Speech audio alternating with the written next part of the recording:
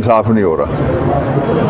जहाँ जजेस लगाए गए हैं दोनों जगह उन चौकों में लोग मारे गए हैं, उनको इंसाफ नहीं मिल रहा। लोग अगवा हैं, बलूचिस्तान के भी जजेस लगे, यहाँ भी तशरीफ़ लाए, वहाँ भी इंसाफ नहीं मिल रहा। लोग अगवा हैं, लापता हैं, उनको भी इंसाफ नहीं मिल रहा। और उनके लिए बरामदगी के लिए रियासत उतनी ही संजीदा है जितनी रियासत ने संजीदगी का मुजाहरा किया महंगाई ख़त्म करने के लिए।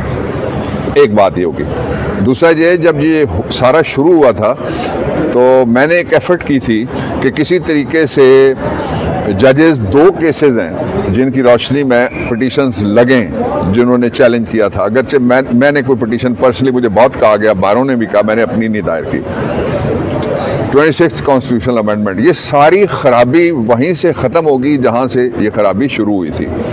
अंग्रेज़ी का मुहावरा है, उसका उर्दू तर्जमा ये है कि जो खराबी है उसको आप जड़ से उखाड़ेंगे। ये नहीं हो सकता कि आप तना पकड़ें, पत्ते पकड़ें और पत्तों के पीछे भागते रहें। खराबी 2 तरह से हुई है। एक ये कि सुप्रीम कोर्ट ने बर वक्त ये पिटीशन लगा के फुल कोर्ट बैठनी चाहिए थी, 2 दफ़ा पहले बैठी। जब ज़िले इलाही बनने के लिए नवाज शरीफ ने एक कानून बनाया था उस वक्त भी बैठी थी, जिसको हम सारे नवाबजाद नसरुल्लाह केस के नाम से जानते हैं, और उसके बाद जो 18 कॉन्स्टिट्यूशनल अमेंडमेंट है उस वक्त भी बैठी थी।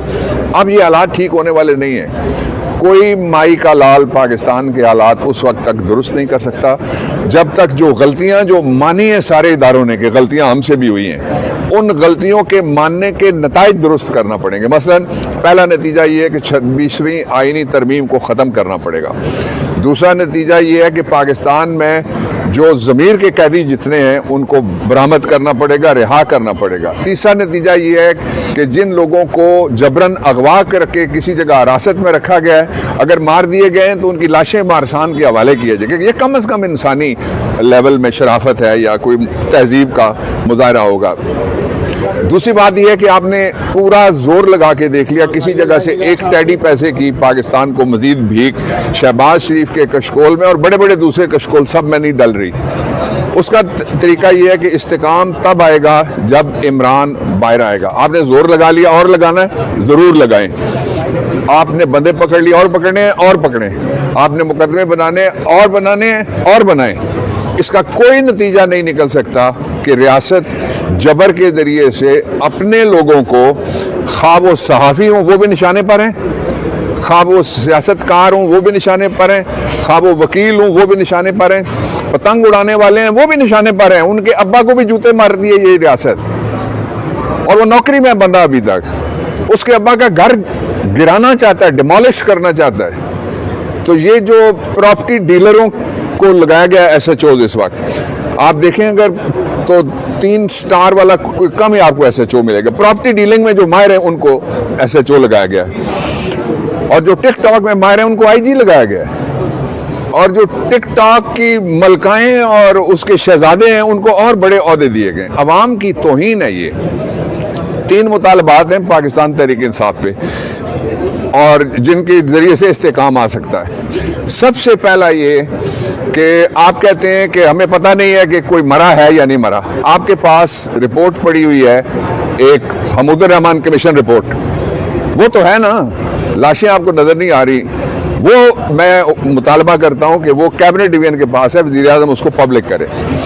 दूसरा ये है कि जो मेयर के इस हाई कोर्ट में से दूसरी बिल्डिंग के अंदर से इमरान अगवा हुए थे उसके बाद के वाक़यात और गोली क्यों चलाई वाले वाक़यात, इनके ऊपर कमीशन बनाया जाए, जुडिशल कमीशन बनाया जाए। और तीसरा और सबसे बड़ा मुतालबा ये है, इमरान खान ने जो ख़त लिखा है आर्मी चीफ को, चीफ जस्टिस को, बाकी जगह जो लिख रहे हैं उसमें अपने लिए कुछ भी नहीं मांग रहे। ना वो रिहाई मांगते हैं, ना डील मांगते हैं, ना डील मांगते हैं। वो मेरिट पे लड़ के बाहर निकलना चाहते हैं और इंशाल्लाह लाजमन और जल्द निकलेंगे। जो तीसरा मुतालबा है वो ये है, मैं तो बहुत देर से कह रहा था कि जब तक नए इलेक्शन नहीं होंगे नया माहौल नहीं आएगा, जब तक नए इलेक्शन नहीं होंगे नया बिजनेस नहीं आएगा, जब तक नए इलेक्शन नहीं होंगे किसी तरीके से पाकिस्तान को दोबारा उठाया नहीं जा सकता। इस वक्त जो निज़ाम है वो नाकाम है, इस वक्त जो लीडर है वो अमली तौर पे गीदड़ है, इस वक्त जो हुकूमत है वो नाअहल है, इस वक्त जो कैबिनेट है वो मजबूर है बेचारी। اور اس وقت جو پورے کا پورا زور ہے وہ صرف ان کے پاس ہے جن کو سیاست نہیں کرنی چاہیے. پیکا ایکٹ میں ترمیم کے حوالے سے کیا کہتے ہیں؟ پیکا ایکٹ کو ذرا تھوڑا سا غور سے آپ کو دیکھنا پڑے گا. اس کے میں دو آپ کو چیزیں سیکشنز بتاتا ہوں اور ان کے اندر کیا چھپا ہوا جو میں نے اس کو پیکا زہر کا ٹیکا میں نے کیوں کہا تھا. سب سے پہلے یہ ہے کہ آپ اس کا سیکشن 1 دیکھیں. اس کی جو ڈیفینیشن ہے اس میں لکھا ہوا ہے کہ اگر کسی بات سے یعنی ابھی جو میں گفتگو کر رہا ہوں اس سے کوئی ناراض ہو جائے, وہ سمجھے کہ یہ اس کے لیے ایک خطرناک بات تھی. اب سی ڈی اے کو کہیں کرپشن کم کرو تو خطرناک بات ہے نا. وابڈا کو کہیں کہ لائن لاسز کی چوریاں بند کرو تو یہ خطرناک بات ہوگی. حکمرانوں کو کہیں منی لانڈرنگ نہ کرو, زمینوں پہ قبضے کر کے اپنے گھر نہ بناؤ اور پرائیویٹ لوگوں کو جینے دو, ان کی زمینوں پہ قبضے کر کے بڑی بڑی سرکاری کالونیاں نہ بناؤ, تو یہ بھی خطرناک بات ہوگی. تو اس پہ آپ بھی پیکا میں آ گئے, میں بھی پیکا میں آ گیا.